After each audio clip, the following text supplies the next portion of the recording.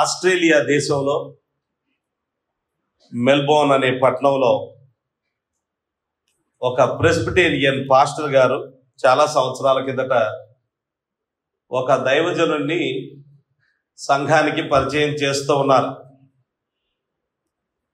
అలా పరిచయం చేస్తూ ఉన్నప్పుడు ఆయన ఎవరిని గురించి అయితే పరిచయం చేస్తున్నాడో ఆయన గొప్పవాడే, అందులో అనుమానం లేదు. కానీ ఆయన గురించి చాలా సూపర్లేటివ్స్ వాడుతూ, అంటే చాలా గొప్పగా అత్యున్నతమైన విషయాలు వాడుతూ తరచుగా గ్రేట్ గ్రేట్ గ్రేట్ అనే పదాన్ని వాడాడు. చాలా గొప్ప గొప్ప గొప్ప అనే పదాన్ని వాడడం జరిగింది. ఆ తర్వాత ఆ దైవజనుడు వేదిక మీదకి వచ్చి వినయంగా ఆయన ఈ విధంగా చెప్పాడు. డియర్ ఫ్రెండ్స్, ప్రియ స్నేహితులారా, I am the little servant of an illustrious master అని అన్నాడు. అంటే నేను గొప్ప యజమానుని యొక్క చిన్న సేవకుణ్ణి అని చెప్పాడు. నేను గొప్ప యజమానుని యొక్క చిన్న సేవకుణ్ణి. ఆ చెప్పిన వ్యక్తి మన దేశంలో విలియం కేరీ అంతనో, చైనా దేశంలో ఆయన అంతే. ఆయన పేరు J Hudson Taylor. Dear friends, I am the little servant of an illustrious master. There are no great servants. గొప్ప సేవకులు ఎవరూ లేరు. గొప్ప ప్రభువు ఉన్నాడు, గొప్ప ప్రభువుని యొక్క సేవకులు ఉన్నారు. హీ ఈజ్ గ్రేట్, ఆయన గొప్పవాడు. అందుకే బాప్తిసమిచ్చి యోహాను సువార్త 3వ అధ్యాయము 30వ వచనములో ఆయన హెచ్చవలసి ఉన్నది, నేను తగ్గవలసి ఉన్నది అని చెప్పడం జరిగింది. దాన్ని మనం గత వారంలో సగభాగం ధ్యానం చేసుకున్నాం. ఆయన హెచ్చవలసి ఉన్నది, నేను తగ్గవలసి ఉన్నది అన్న మాటలో సగభాగం ధ్యానం చేసుకున్నాం. అది కూడా నేను తగ్గవలసి ఉన్నది అన్న మాటను మనము గత వారంలో ధ్యానం చేసుకోవడం జరిగింది. మనము తగ్గించుకోవాలి అని అంటే ఏం చేయాలి? ఒక 5 విషయాలు నేర్చుకున్నాం. మొదటి విషయం ఏంటంటే, దేవుడు సార్వభౌముడు అన్ని విషయాల్లో అని నమ్మాలి. కాబట్టి దేవుని కోసం ఎంత చిన్న పని చేసినా అది చాలా గొప్ప పని అన్న విషయాన్ని మనం నేర్చుకోవడం జరిగింది. రెండవదిగా, మనల్ని గూర్చిన అవగాహన, స్వీయ అవగాహన అంటారు, సెల్ఫ్ అవేర్నెస్ ఉండాలి. మనం ఎవరో కోవిడ్ తర్వాతనైనా అర్థమై ఉండాలి మనం ఎవరమో. ఏమీ లేదు మనలో గొప్పతనము, కానీ ఏమి లేని విస్తరాక ఎగిరెగిరి పడుతుంది అనే ఒక సామెత ఉన్నట్టుగా ఏమి లేకపోయినా చాలా గొప్పగా భావించుకుంటాం. అలా భావించుకోకూడదు. సెల్ఫ్ అవేర్నెస్ అనేది చాలా అవసరం. 28వ వచనంలో యోహానుకు సెల్ఫ్ అవేర్నెస్ ఉంది. ఆయన ఎవరు కాదు, యేసు ఎవరో ఆయన ఎవరో తెలుసు ఆయన. అప్పుడు తగ్గింపు వస్తుంది.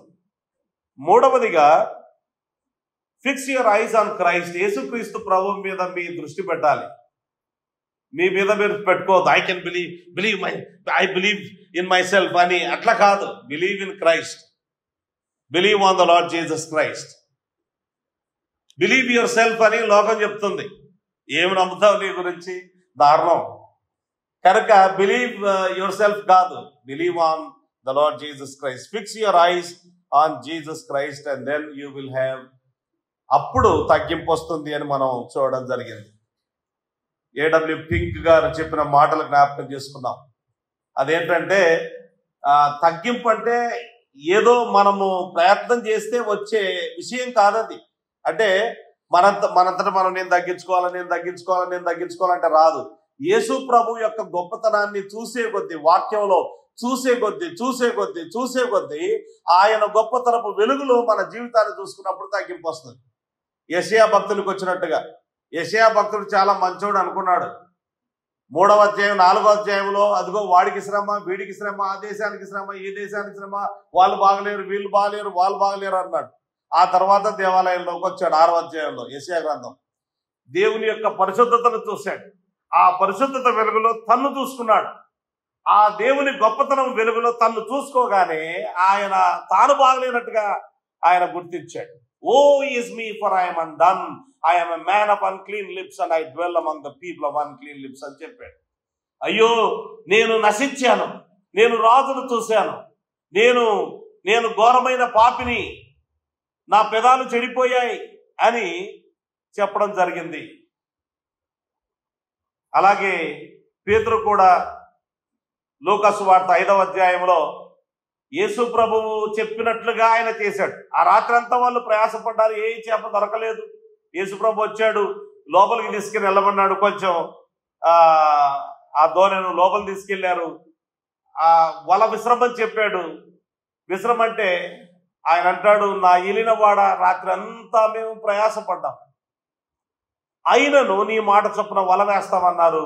ఆ విధంగా వల వేశారు. విస్తారమైన చేపల రాశి వలలోకి వచ్చాయి. అయితే అప్పుడు వాళ్ళు ఒకరు అది చేయలేక వేరే వాళ్ళకు సహాయం కోరి వారి సహాయంతో చేపలను పట్టడం జరిగింది. అప్పుడు యేసు ప్రభు యొక్క మహత్యాన్ని చూసిన తర్వాత వెంటనే పేతురు అంటాడు, depart from me O Lord, for I'm a sinful man అని అంటాడు. కనుక దేవుని గొప్పతనము వెలుగులో, దేవుని మంచితనం వెలుగులో మన జీవితాలను పరీక్షించుకున్నప్పుడే మనకు తగ్గింపు వస్తుంది. Fix your eyes on Christ అనేది నేర్చుకున్నాం. తర్వాత 4వదిగా యేసు ప్రభు యొద్దకు ఇతరులను నడిపించడంలోనే మన సంతోషాన్ని మనము కలిగి ఉంటే తగ్గింపు వస్తుంది. లేకపోతే నేను ఇంత చేసా, అంత చేసా, నేను గొప్పవాడిని అని అనుకుంటాం. No, you find your joy in leading others to Christ, not yourself. ఆ తర్వాత క్రీస్తుకు మహిమ వస్తే చాలు, నాకు సంతోషమే, నాకు మహిమ రావాల్సిన అవసరం లేదు, క్రీస్తుకు వస్తే చాలు అని అనుకుంటే అప్పుడు తగ్గింపు వస్తుందని మనం నేర్చుకున్నాం. ఓకే, సో ఇప్పుడు 2వ భాగాన్ని మనం చూద్దాం. ఆయన హెచ్చవలసి ఉన్నది. ఆయన అంటే ఎవరు?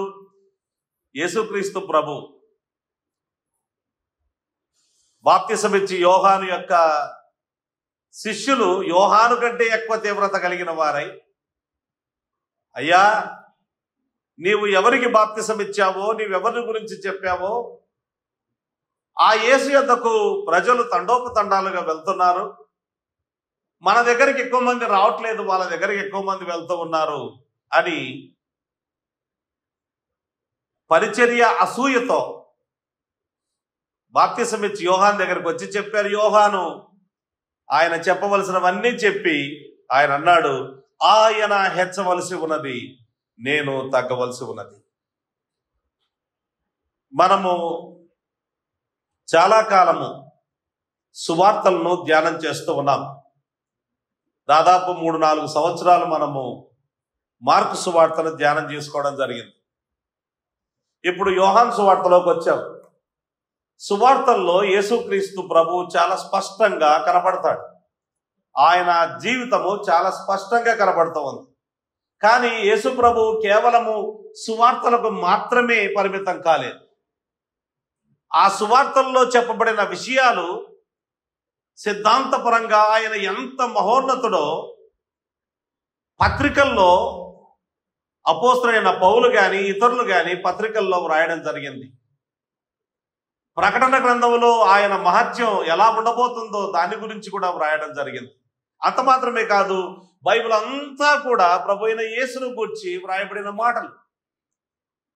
యోహాను సువార్త 5వ అధ్యాయంలో అంటాడు, search the scriptures you will find me అని అంటాడు. మీరు లేఖనాలను పరిశోధించండి, అవి నన్ను గురించి సాక్ష్యం ఇస్తూ ఉన్నాయి. యేసు ప్రభు చనిపోయి సమాధి చేయబడి తిరిగి లేచిన తర్వాత ఎమ్మాయి శిష్యులు యెరూషలేము నుంచి ఎమ్మాయి గ్రామానికి వెళ్తూ ఉండగా వాళ్ళతో నడిచాడు. వాళ్లకు లేఖనాలు తెరచి చూపించాడు, పాత నిబంధన లేఖనాలు. పాత నిబంధన లేఖనాల్లో తన్ను గూర్చి ఏమి వ్రాయబడ్డాయో ఆ విషయాలన్నీ కూడా వారికి తెలియచేయడం జరిగింది. కనుక యేసుక్రీస్తు ప్రభువు లేఖనాలలో ప్రధానమైన వ్యక్తి. బైబిల్ అంతటా ఆయనను గూర్చి వ్రాయబడిన విషయాలు ఉన్నాయి. అయితే ప్రధానంగా ఆయనను గూర్చిన విషయాలు మనం తెలుసుకోవాలి అని అంటే సువార్తల్లో చదవాలి. సువార్త ఆయనను గూర్చిన శుభవార్త, ఆ యేసు ప్రభువును గూర్చిన వార్త. అందులోనూ యోహాను సువార్తలో యేసుక్రీస్తు ప్రభువు దేవుడని రుజువు చేస్తూ ఆయన రాయడం జరిగింది. చాలా మంది అనుకుంటూ ఉన్నారు యేసుక్రీస్తు ప్రభువు ఒక యుగ పురుషుడు, యేసుక్రీస్తు ప్రభువు చాలా మంది దేవతలలో ఒక శ్రేష్టమైన దేవత, ఆయన కూడా ఒక శ్రేష్టమైన దేవుడు అని అనుకునే వాళ్ళు చాలా మంది ఉంటారు. లేదా కొంతమంది అనుకుంటారు మానవుడే దేవుడయ్యాడు. ఎందుకంటే మన దేశంలో అలాంటి నమ్మకాలు ఉన్నాయి. మనిషి బాగా బ్రతికితే మనిషే దేవుడైపోతాడు. అసలు మనిషి దేవుడు అనే నమ్మకం ఉంది వాళ్లకు. అహం బ్రహ్మస్మి తత్వమసి అంటే నేను బ్రహ్మను, నీవు కూడా బ్రహ్మవే, మనమందరం కూడా దైవాంశ సంభూతులం అని ఈ దేశంలో ఉండే ప్రజలు చెప్పుకుంటూ ఉంటారు చాలా మంది. కానీ యేసు మానవుడు, దేవుడు కాలేదు. ఆయనను గూర్చిన విషయాలు మనం ఇక్కడ చూద్దాం. ఆయనను గూర్చి సాక్ష్యం ఇస్తూ ఉన్నాడు యోహాన్. ఆయన చెబుతూ ఉన్నాడు ఆయన హెచ్చవలసి ఉన్నది అంటూ. ఇప్పుడు ఆయనను గూర్చి ఎలా ఆయన హెచ్చవలసి ఉన్నది, కారణాలు ఏంటి అని ఆయనను గూర్చి సాక్ష్యం ఇస్తూ ఉన్నాడు. 5 విషయాలు మనం చూద్దాం ఇక్కడ. 31వ వచనములో పైనుండి వచ్చువాడు అందరికీ పైగా నున్నవాడు, భూమి నుండి వచ్చువాడు భూ సంబంధి అయి భూ సంబంధమైన సంగతుల గురించి మాట్లాడును, పరలోకము నుండి వచ్చువాడు అందరికీ పైగా ఉండి తాను కన్నవాటిని గూర్చియు విన్నవాటిని గూర్చియు సాక్ష్యమిచ్చును. ఆయన సాక్ష్యము ఎవడునూ అంగీకరింపడు. ఆయన సాక్ష్యము అంగీకరించిన వాడు దేవుడు సత్యవంతులను మాటకు ముద్ర వేసి ఉన్నాడు. ఏలైనగా దేవుడు తాను పంపిన వానికి కొలత లేకుండా ఆత్మను అనుగ్రహించును గనుక ఆయన దేవుని మాటలే పలుకును. తండ్రి కుమారుని ప్రేమించుచున్నాడు గనుక ఆయన చేతికి సమస్తమును అప్పగించి ఉన్నాడు. కుమారుని యందు విశ్వాసం ఉంచువాడే నిత్య జీవము గలవాడు. కుమారునికి విధేయుడు కాని వాడు జీవము చూడుడు గాని దేవుని ఉగ్రత వాని మీద నిలిచి ఉండును. ఇది దేవుని వాక్యం, దేవుడి మాటలు మన కొరకై దీవించును గాక. ప్రభువా, మేము చదువుకున్న ఈ మాటలు మా కొరకై దీవించమని, ఈరోజు మా ప్రభువైన యేసు ఏ విధంగా హెచ్చవలసి ఉన్నదో ఆ విషయాలు మేము ధ్యానం చేస్తూ ఉండగా మీ వాక్యంలో నుండి మీరు మాతో మాట్లాడి మమ్మల్ని బలపరచమని యేసుక్రీస్తు ప్రభు పేరట వేడుకుంటున్నాము తండ్రి. ఆమేన్. ఆయన హెచ్చవలసి ఉన్నది ఎలా? నంబర్ 1, ఎందుకు ఆయన హెచ్చవలసి ఉన్నది అని అంటే ఆయన పరలోకము నుండి వచ్చిన వాడు. He came from above. మనమందరము భూలోకము నుండి యేసు ప్రభువును నమ్ముకుంటే పరలోకానికి, యేసు ప్రభువును నమ్ముకోకపోతే భూలోకము నుండి నరకానికి వెళ్తాం. కానీ యేసు ప్రభువు మనలాంటి వాడు కాదు. నీలాంటి నాలాంటి కేవలం నరుడు మాత్రమే కాదు. ఆయన ప్రధానంగా దేవుడు. ఆయన దేవుడు పరలోకము నుండి దిగి వచ్చాడు. నీ కోసం, నా కోసం దిగి వచ్చాడు. ఆశ్చర్యమైన ప్రేమ, కల్వరిలో నీ ప్రేమ అనే పాటలో పరమును వీడిన ప్రేమ నాకై ఆయన ఈ ధరకు వచ్చాడు. పరమును విడిచిపెట్టి ఈ భూలోకానికి వచ్చాడు. కనుక యేసుక్రీస్తు ప్రభువు పరలోకము నుండి వచ్చిన వాడు. యోహాను సువార్త 3వ అధ్యాయంలో 13వ వచనం చూడండి. మరియు పరలోకము నుండి దిగి వచ్చిన వాడు అని వ్రాయబడింది. పరలోకము నుండి దిగి వచ్చిన వాడు. ఇప్పుడు 31వ వచనంలో పైనుండి వచ్చువాడు. ఆ తర్వాత 31వ వచనంలోనే చివరి భాగం పరలోకము నుండి వచ్చువాడు. పరలోకము నుండి దిగి వచ్చిన వాడు, పైనుండి వచ్చువాడు, పరలోకము నుండి వచ్చువాడు. అంటే ఇది ఆయన మూలాన్ని తెలియజేస్తూ ఉంది. ఆయన ఆరిజిన్ గురించి తెలియజేస్తూ ఉంది. ఆయన ఎక్కడి వాడు? Where are you from? మీరు ఎక్కడి నుంచి వచ్చారు అని అంటాం కదా. ఆయన పరలోకం నుండి వచ్చిన వాడు, పరలోకాన్ని సృష్టించిన వాడు, భూమి ఆకాశములను సృజించిన వాడు.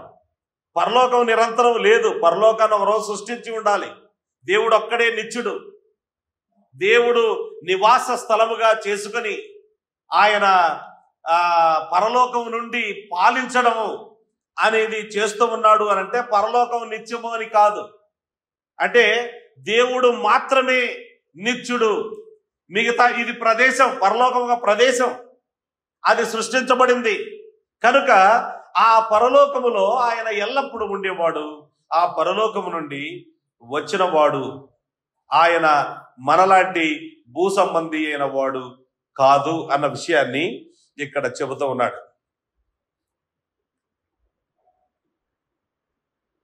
మరి నేను యోహాను అంటూ ఉన్నాడు, భూమి నుండి వచ్చువాడు భూ సంబంధి అయి భూ సంబంధమైన సంగతుల గురించి మాట్లాడును. అది నేను భూలోకవాసిని, నేను ఈ లోకంలో పుట్టాను, ఈ లోకంలో పుట్టక ముందు నేను పరలోకంలో ఉండేవాణ్ణి అని అనుకునేది కాదు. నేను మీలాంటి మనిషినే కనుక భూ సంబంధమైన మాటలు మాట్లాడడం అనేది జరుగుతూ ఉంది. కానీ యేసు ప్రభువు పరలోకము నుండి వచ్చిన వాడు, అది ఆయన నివాస స్థలం. అక్కడ నుండి నీ కోసం నా కోసం దిగి వచ్చాడు. రెండవది ఆయన గొప్పతనంలో రెండవ భాగం ఏంటంటే, ఇక్కడ చూడండి ఆ మాట అందరికీ పైగా ఉన్నవాడు అనుంది. 31వ వచనంలోనే 2 సార్లు ఉంది అందరికీ పైగానున్నవాడు.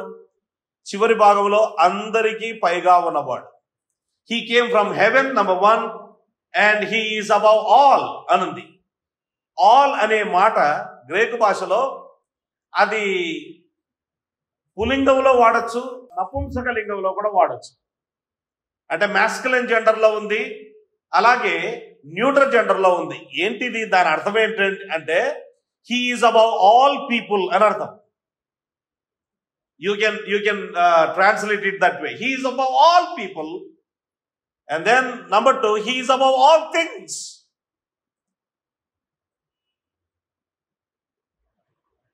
ఆయన అందరికీ పైగా, అన్నిటికీ పైగా ఉన్నవాడు. అంటే ఆయన ప్రధానుడు అని అర్థం. He is the pre eminent one. ఆయన లాంటి వారు ఎవరు లేరు. అందరికీ పైగా, దేవదూతల కంటే పైగా ఉన్నవాడు.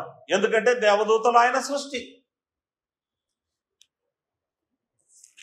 యోహాను సువార్త 1:1 ఆదియందు వాక్యము ఉండెను, వాక్యము దేవుని యొద్ద నుండెను, వాక్యము దేవుడై ఉండెను. ఆయన ఆదియందు దేవుని యొద్ద ఉండెను, సమస్తమును ఆయన మూలముగా కలిగెను. కలిగి ఉన్నదేది ఆయన లేకుండా కలగలేదు. సమస్తము ఆయన మూలంగా కలిగింది. ఆయన సృష్టికర్త, అన్ని ఆయనే చేశాడు కనుక ఆయన అందరికంటే అన్నిటికంటే గొప్పవాడు. కొలసై పత్రికలో చూడండి 1వ అధ్యాయం, కొలసై పత్రిక 1వ అధ్యాయం 16వ వచనం. ఏలైనగా ఆకాశమందున్నవియు భూమి యందున్నవియు దృశ్యమైనవి గాని అంటే కనబడేవి గాని, అదృశ్యమైనవి గాని అంటే కనబడనివి గాని, మన కంటికి కనబడని లోకం ఎంత ఉంది, కంటికి కనబడనివి గాని, అవి సింహాసనములైనను ప్రభుత్వములైనను ప్రధానులైనను అధికారములైనను సర్వమును ఆయన యందు సృజింపబడెను, సర్వమును ఆయన ద్వారాను ఆయనను బట్టి సృజింపబడెను. అంటే all things were created by him and all things were created for him. ఆయన మహిమ కోసమే సృష్టించబడ్డాయి. ఆయనే అన్నిటికీ ఆధారభూతుడు. 17వ వచనం, ఆయన అన్నిటికంటే ముందుగా ఉన్నవాడు, ఆయన సమస్తమునకు ఆధారభూతుడు. He is above everyone and he is above everything. ఎఫెసీ పత్రిక 1వ అధ్యాయంలో, ఎఫెసీ పత్రిక 1వ అధ్యాయం 20వ వచనం చదువుకుందాం. ఆయన ఆ బలాతిశయము చేత క్రీస్తును మృతులలో నుండి లేపి సమస్తమైన ఆధిపత్యము కంటెను, అధికారము కంటెను, శక్తి కంటెను, ప్రభుత్వము కంటెను, ఈ యుగమునందు మాత్రమే కాక రాబోవు యుగమునందు పేరు పొందిన ప్రతి నామము కంటెను ఎంతో హెచ్చుగా పరలోకమునందు ఆయనను తన కుడి పార్శ్వమున కూర్చుండబెట్టుకుని ఉన్నాడు. మరియు సమస్తమును ఆయన పాదముల క్రింద ఉంచి సమస్తము పైని ఆయనను సంఘమునకు శిరస్సుగా నియమించెను. ఆ సంఘము ఆయన శరీరము. సమస్తమును పూర్తిగా నింపుచున్న వాని సంపూర్ణత అయి ఉన్నది. He is above everyone. అన్నిటికి పైగా, అందరికి పైగా ఆయన ఉన్నవాడు. అంటే ఆయన సార్వభౌముడు. మా దేవుడు ఆకాశమందున్నాడు, ఆయన సమస్తమును తనకిచ్చ వచ్చినట్లు జరిగించుచున్నాడు అని కీర్తనలు 115:3 చెప్పబడిన రీతిగా ఆయన పరలోక సేనల ఎడలను భూనివాసుల ఎడలను ఆయన తనకిష్టమైన దాని అంతటినీ జరిగించేవాడు. ఆయన అందరికీ పైగా ఉన్నవాడు. ఆయనతో సమమైన వాడు ఎవరూ లేరు. ఒక పాత పాట ఉంది, అసమానుండగు ఓ క్రీస్తు, అద్వితీయుండగు ఓ దేవ, అల్ఫాయు ఓమేగా, నీవే ప్రభువా, నీవే ప్రభువా. ఆయన అసమానుడు. ఆయనతో పోటీకి సాటికి నిలవదగిన వాడు ఎవరూ లేరు. ఆయన పరలోకము నుండి వచ్చిన వాడు. ఆయన పరలోక వాసి, నిరంతరము ఉండేవాడు కనుక పరలోకము నుండి దిగి వచ్చిన వాడు. మన కోసమే దిగి వచ్చాడు. ఇదిగో లోక పాపమును మోసుకుని పోవు దేవుని గొర్రెపిల్లగా దిగి వచ్చిన వాడు. అంత మాత్రమే కాదు, ఆయన ప్రధానుడు. హెబ్రీ గ్రంథకర్త ఈ విధంగా రాశాడు. హెబ్రీ పత్రిక 1వ అధ్యాయం. హెబ్రీ పత్రిక 1వ అధ్యాయం 1వ వచనం నుంచి, పూర్వకాలమందు నానా సమయములలోను నానా విధములుగాను ప్రవక్తల ద్వారా మన పితరులతో మాట్లాడిన దేవుడు ఈ దినముల అంతమందు కుమారుని ద్వారా మనతో మాట్లాడెను. ఆయన ఆ కుమారుని సమస్తమునకు వారసునిగా నియమించెను. ఆయన ద్వారా ప్రపంచములను నిర్మించెను. ఆయన దేవుని మహిమ యొక్క తేజస్సును, ఆయన తత్వం యొక్క మూర్తిమంతమునై ఉండి తన మాట మహత్తు గల మాట చేత సమస్తమును నిర్వహించుచు పాపముల విషయములో శుద్ధీకరణము తానే చేసి దేవదూతల కంటే ఎంత శ్రేష్టమైన నామము పొందెనో వారికంటే అంత శ్రేష్ఠుడై ఉన్నత లోకమందు మహామహుడగు దేవుని కుడి పార్శ్వమున కూర్చుండెను. ఆయన దేవదూతల కంటే గొప్పవాడు, సమస్తము కంటే గొప్పవాడు అన్న విషయాన్ని మనం ఇక్కడ చూస్తూ ఉన్నాం.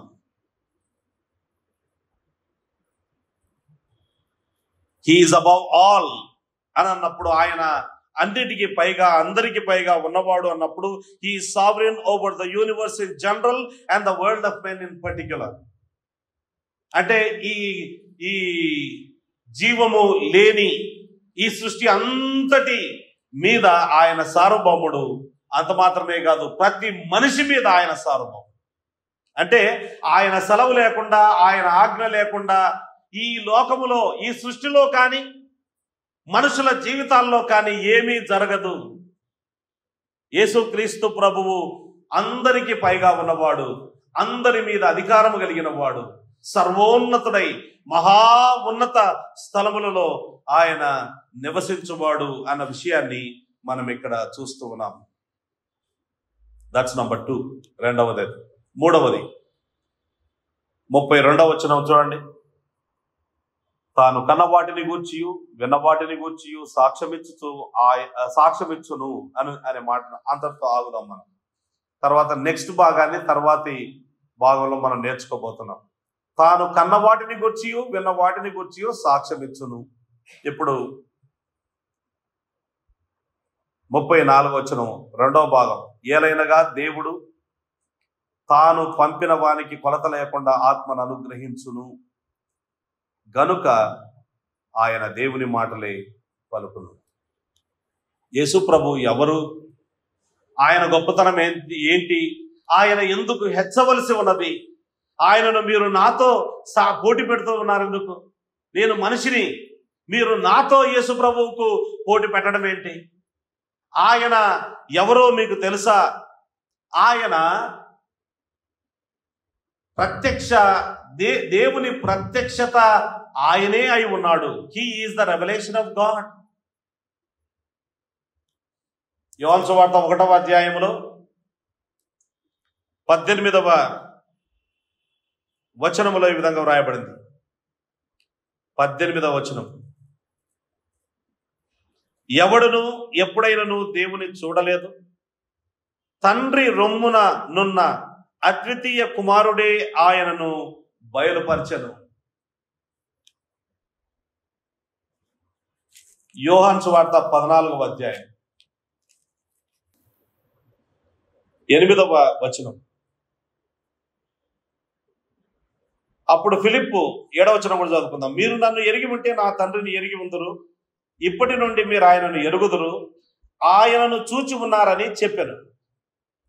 అప్పుడు ఫిలిప్పు, ప్రభువా, తండ్రిని మాకు కనపరచుము, మాకంతే చాలును అని ఆయనతో చెప్పగా, యేసు, ఫిలిప్పు, నేను ఇంతకాలము మీతో ఉండినను నీవు నన్ను ఎరగవా?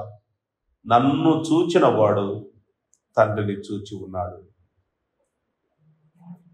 గనుక తండ్రిని మాకు కనపరచమని ఎలా చెప్పుచున్నాను. He who has seen me has seen the father. అంటే దేవుడు అంటే ఎవరో నిజంగా తెలుసుకోవాలంటే యేసు ప్రభువును చూస్తే సరిపోతుంది. He is the true revolution, perfect revolution, complete revolution of who God is. ఇక్కడ అంటూ ఉన్నాడు, నా సాక్ష్యం వేరు, ఆయన సాక్ష్యం వేరు. ఆయన కన్న వాటిని గూర్చియు విన్న వాటిని గూర్చియు సాక్ష్యమిచ్చును. తండ్రి, కుమారుడు, పరిశుద్ధాత్ముడు నిరంతరము ఉన్నారు. కాబట్టి వాళ్ళు మాట్లాడుకునే మాటలు, వారు జరిగించిన కార్యాలు, అవి అదృశ్య లోకములో జరిగిన విషయాలు ఏ మానవునికి కూడా సంపూర్ణంగా తెలియవు. కానీ యేసుక్రీస్తు ప్రభువు సంపూర్ణంగా తెలియజేసేవాడు ఆయన ఒక్కడే. పరలోకం ఉంది అని ఆయనే చెప్పాడు. పరలోకం నుండి వచ్చిన వాడు. ఒక కుటుంబం గురించి మనం మాట్లాడుకోవాల్సి వస్తే, ఆ కుటుంబంలోనే ఒక వ్యక్తిని గురించి మాట్లాడుకోవాల్సి వస్తే, మనము ఆ కుటుంబం గురించి పూర్తిగా తెలియని వ్యక్తిని గురించి ఆ కుటుంబాన్ని వివరించమంటే రాంగ్గా చెప్పే అవకాశం ఉంది, లేదా సరిగ్గా చెప్పకపోయే అవకాశం ఉంది. చెప్పినా సరిగ్గా చెప్పకపోయే అవకాశం ఉంది. మా పెళ్లిలో అబ్బాయి, పెళ్లి కుమారుడు పెళ్లి కుమార్తెను గురించి పోస్ట్ చేస్తారు కదా, అంటే పరిచయం చేస్తారు. పరిచయం చేసినప్పుడు నా గురించి రాజన్న పరిచయం చేశాడు. కరెక్టే చేశాడు. అయితే అనిత గురించి పరిచయం చేయడానికి ఒక ఇంగ్లీష్ మాస్టర్ని మాట్లాడుకోవడం జరిగింది. ఆయన అనిత గురించి, అనిత ఏమంటారు, సరైన రీతిగా చెప్పలేదు. ఈవెన్ అలా అనితకు ఒక తమ్ముడు ఉన్నాడు అనకుండా, మేబీ అనితనే పెద్దది అన్నట్టుగానో, సంథింగ్ లైక్ దాట్, అంత గందరగోళం చేసి పెట్టాడు. అంటే హీ డజన్ నో. అదే ఒకవేళ ఒక కుటుంబంలోనికి వ్యక్తికి వాళ్ళ తమ్మునికే ఇచ్చారనుకోండి, అద్భుతంగా చెప్పేస్తాడు, కరెక్ట్గా చెప్పేస్తాడు. అనితకు ఒక అన్న ఉన్నాడని, ఒక తమ్ముడు ఉన్నాడని, వాళ్ళ తల్లిదండ్రుల పేర్లు కరెక్ట్గా చెప్పడం, తర్వాత ఆమె ఏం చదువుకుందో వాళ్ళకి తెలుసు. ఆ చదువు కూడా రాంగ్గా చెప్పేశాడు ఆయన. If you really want to know about God, you should listen to the Lord Jesus Christ. అంతకంటే శ్రేష్టమైన సాక్ష్యం మరొకటి ఉండదు. పరలోకం గురించి తెలుసుకోవాలి. నువ్వు పరలోకం పోయి తిరిగి వచ్చావా? నువ్వు అన్ని చెప్తావు నాకు తెలిసినలాగా అంటే, తెలిసిన వ్యక్తి, సృష్టించిన వ్యక్తి, అక్కడి నుంచే దిగి వచ్చిన వ్యక్తి చెప్పాడు. ఆయన సాక్ష్యం నమ్మదగినది. వేరే వాళ్ళు ఎవరో ఊహించుకొని ఒక చెట్టు కింద కూర్చొని యోగి వేమన టైపులో ఆలోచిస్తూ రాసినవి కాదు ఇవి. చెట్టు కింద కూర్చుంటే వచ్చిన తలంపులు కావు. ఉప్పు కప్పు రంబు నొక్క పోలిక నుండు, చూడ చూడ రుచుల జాడ వేరు, పురుషులందు పుణ్య పురుషులు లేరయ్యానా వేరయ్యానా? తెలుగు టీచర్ చెప్తుంది వేరయ్యా. లేరయ్య అంటే మరి బాధపడతారు పురుషులందరూ. నాకు కూడా తెలుసు వేరయ్య అని. పురుషులందు పుణ్య పురుషులు వేరయ్య అంటే వేరు. పురుషులు వేరు, పుణ్య పురుషులు వేరు. అందరు మంచోళ్ళ కాదు కదా, కొంతమంది దుర్మార్గులు. ఇలాగూ చెట్టు కింద కూర్చుంటే వచ్చిన తలంపులు కాదు ఇవి. పరలోకము నుండి దిగి వచ్చిన వాడు, పరలోకాన్ని సృష్టించిన వాడు, నరకాన్ని సృష్టించిన వాడు, నరకం ఎవరి కోసం సృష్టించాడో కూడా చెప్పిన వాడు, అపవాదికిని వాని దూతలకును సిద్ధపరిచిన నిత్యాగ్ని గుండములోనికి పోండి.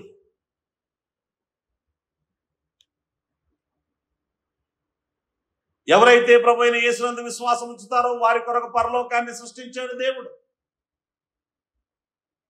కనుక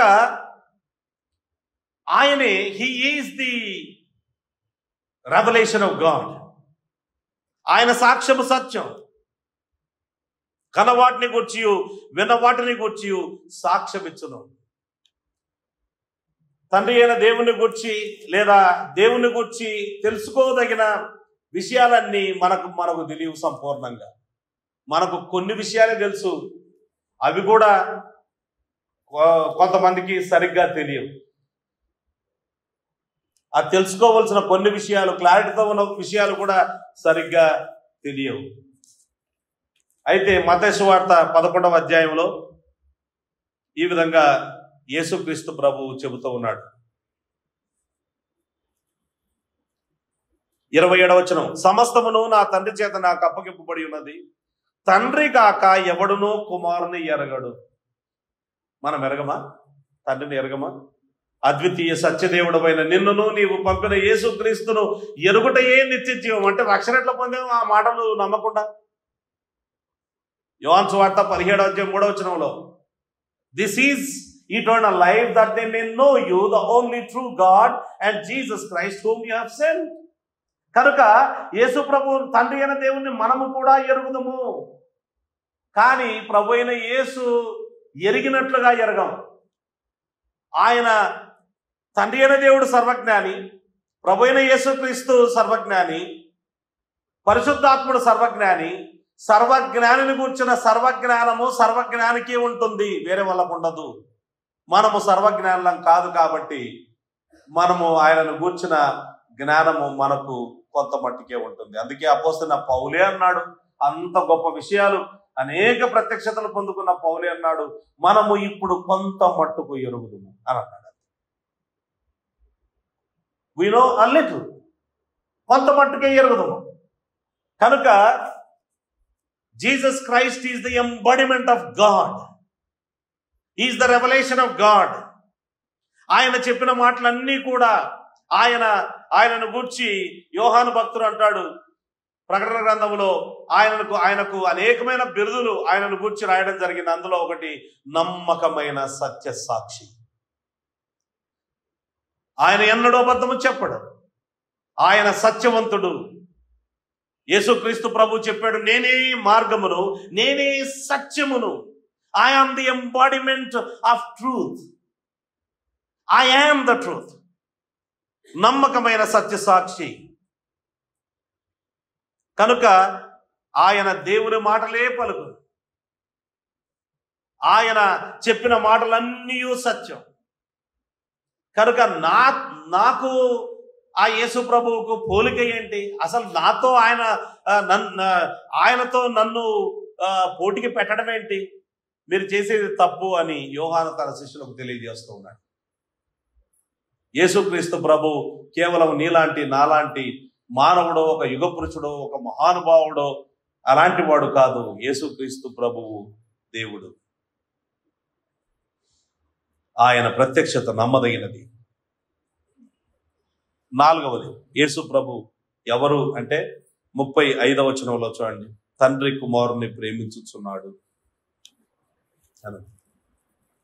He is the beloved of God the Father. తండ్రి అయిన దేవుడు ప్రభు అయిన యేసుక్రీస్తును అమితంగా ప్రేమించాడు. తండ్రి తన కుమారుని ప్రేమించుచున్నాడు. యేసు ప్రభు బాప్తిసం తీసుకొని నీళ్ళలోంచి బయటకు వచ్చినప్పుడు ఆకాశం తెరవబడింది.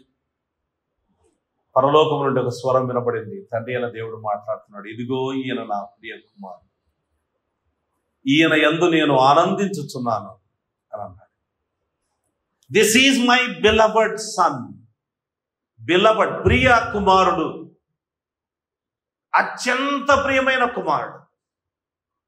తండ్రి అయిన దేవుడు లోకమును ప్రేమించను అనే మాట ఉంది. దేవుడు లోకమును ప్రేమించి, ఇంతకు ముందు వారాల్లో మనము ధ్యానం చేసుకున్న 16వ వచనంలో God so loved the world అని. 13వ అధ్యాయం యోహాను సువార్తలో దేవుడు తన వారిని అంతం వరకు ప్రేమించను అన్నది. అంటే విశ్వాసులను ప్రేమించాను. 1 యోహాను పత్రిక 3వ అధ్యాయం 1వ వచనంలో దేవుడు మనకెట్టి ప్రేమను అనుగ్రహించను చూడుడి అనుంది. Behold what manner of love the Father has bestowed upon us. ఇప్పుడు ఇక్కడ దేవుడు తన కుమారుని ప్రేమించనుంది. తేడా ఉంటుందా? ఎస్, తేడా ఉంటుంది. అన్ని జెన్యూనేనా? అన్ని యథార్థమే. ఇప్పుడు ఫర్ ఎగ్జాంపుల్, నేను నా భార్యను ప్రేమిస్తున్నాను, నేను నా పిల్లలను ప్రేమిస్తూ ఉన్నాను, నేను భారతదేశమును ప్రేమిస్తూ ఉన్నాను, నేను పక్షుల్ని ప్రేమిస్తూ ఉన్నాను, నేను ప్రకృతి అనే పదం సరైనది కాదని అనిపిస్తుంది నాకు, సృష్టిని ప్రేమిస్తున్నాను. ప్రకృతి అంటే న్యాచురల్గా వచ్చిందని ఎవల్యూషన్ థియరీకి మనసులో ఎక్కడో చోట మనుషులు అలా వాడతారు. So let us use the better word. సృష్టిని ప్రేమిస్తూ ఉన్నాను. అన్నీ నిజమే. I love swimming, I love sweets. నిజమేనా? డూ ఐ లవ్ స్వీట్స్ అనేది మీరు మీరు మీ గురించి ఆలోచన చేసుకోండి. గోంగూర మటన్ అంటే ఇష్టం. అన్ని ఒకటేనా? అన్ని యథార్థం, కానీ అన్ని ఒకటే కాదు. I love God, I love Jesus Christ. There's a difference. తండ్రి కుమారుల మధ్యలో ఉండే ప్రేమ, దాన్ని పక్కకు పెట్టాలి. It's in a class by itself. And then తర్వాత తండ్రి అయిన దేవుడు క్రీస్తునందు తన ప్రియుని యందు విశ్వాసుల్ని ప్రేమించడం కూడా అదొక సపరేట్. దేవుడు లోకాన్ని ప్రేమించడం అదొక separate. It's all different, but everything is genuine. అన్ని జెన్యూనే, మళ్ళీ అన్ని యథార్థమైనవే, ఇందులో మోసమేం లేదు. నేను గోంగూర మటన్ను ప్రేమిస్తున్నాను, ఐ లవ్ గోంగూర మటన్ అని అనుకోండి, నా భార్యతో పోల్చడానికి వీలుంటుందా? నో. అట్లాంటి పోలిక నా పిల్లలతో పోల్చడానికి వీలుంటుందా? ఉండదు. అలాగా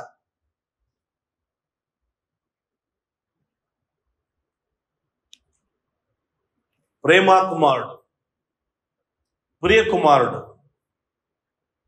ఈ ప్రియ కుమారుణ్ణి, అద్వితీయ కుమారుణ్ణి, అంటే ఇలాంటి కుమారుడు తండ్రి అయిన దేవునికి ఇంకొకరు లేరు. ఇంకా he is the one and only. అటువంటి కుమారుణ్ణి ఆ దేవుడు నీ కోసం, నా కోసం ఈ లోకానికి పంపించాడు. ఆ కుమారుణ్ణి నీ కోసం, నా కోసం బలియాగంగా చేశాడు. తాను పవిత్రుడు కాబట్టి పాపుల మీద తన ఉగ్రత కుమ్మరించాలి. అది నీతి న్యాయము కాబట్టి. అయితే మన మీద కుమ్మరించవలసిన ఆ ఉగ్రత, దేవుని తీక్షణమైన ఉగ్రత అంతటినీ కూడా తన ప్రియ కుమారుని మీద ఆయన కుమ్మరించాడు. ఎంత ప్రేమ ఉండాలి! మన మీద ఎంత ప్రేమ ఉంటే తన ప్రియ కుమారుణ్ణి ఆ దేవుడు నీ కోసం, నా కోసం ఈ లోకానికి పంపించి ఉండాలి. అబ్రహాముతో దేవుడు అన్నాడు, అబ్రహామా, నీకొక్కడై ఉన్న నీ ప్రియ కుమారుణ్ణి తీసుకొని వచ్చి నాకు దహన బలిగా అర్పించమన్నాడు. అబ్రహాం అర్పించడానికి వెళ్ళిపోయాడు, దేవుడే ఆపేశాడు. ఎంత త్యాగం ఉండాలి అబ్రహాములో! ఆ పని చేసేటప్పుడు అబ్రహాములో ఎంత త్యాగం ఉండాలి! ఇస్సాకు వాగ్దాన పుత్రుడు. ఇస్సాకు ద్వారానే ఆయన సంతానం, ఆయనకు గొప్ప సంతానం కలగబోతుంది. ఆయన వంశాభివృద్ధి కలగబోతుంది. ఒక దేశంగా వాళ్ళు మార్చబడబోతూ ఉన్నారు. ఆయన దేవుడు అడిగాడు కాబట్టి ఇచ్చేస్తానని చెప్పాడు.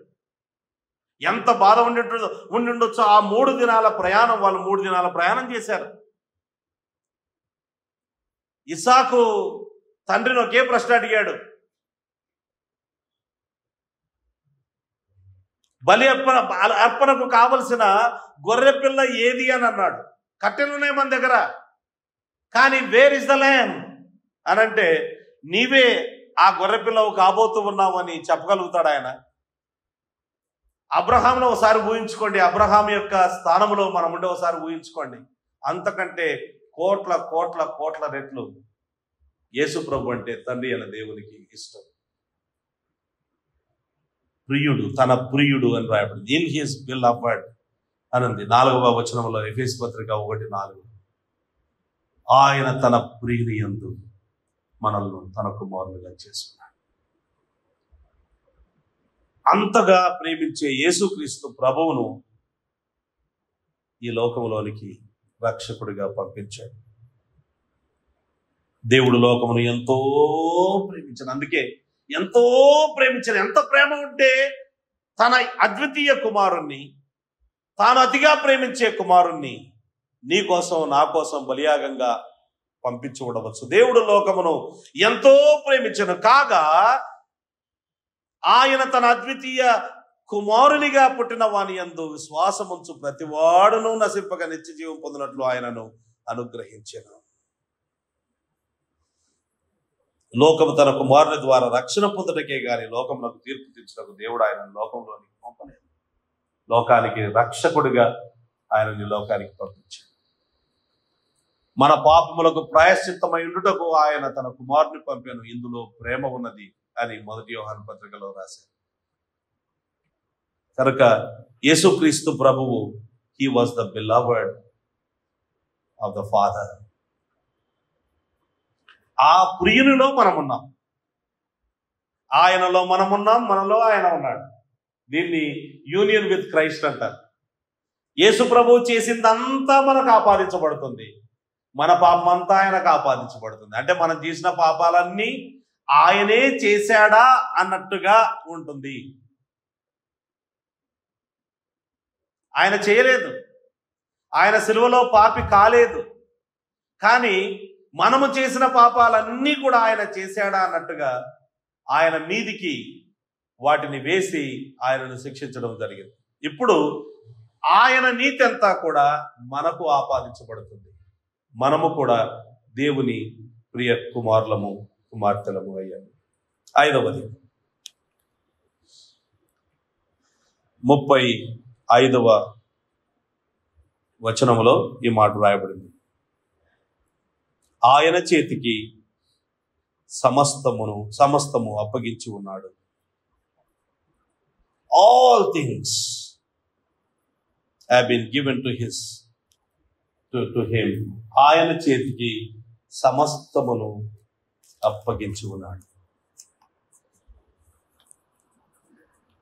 5వ అధ్యాయం, యోహాను సువార్త 5వ అధ్యాయం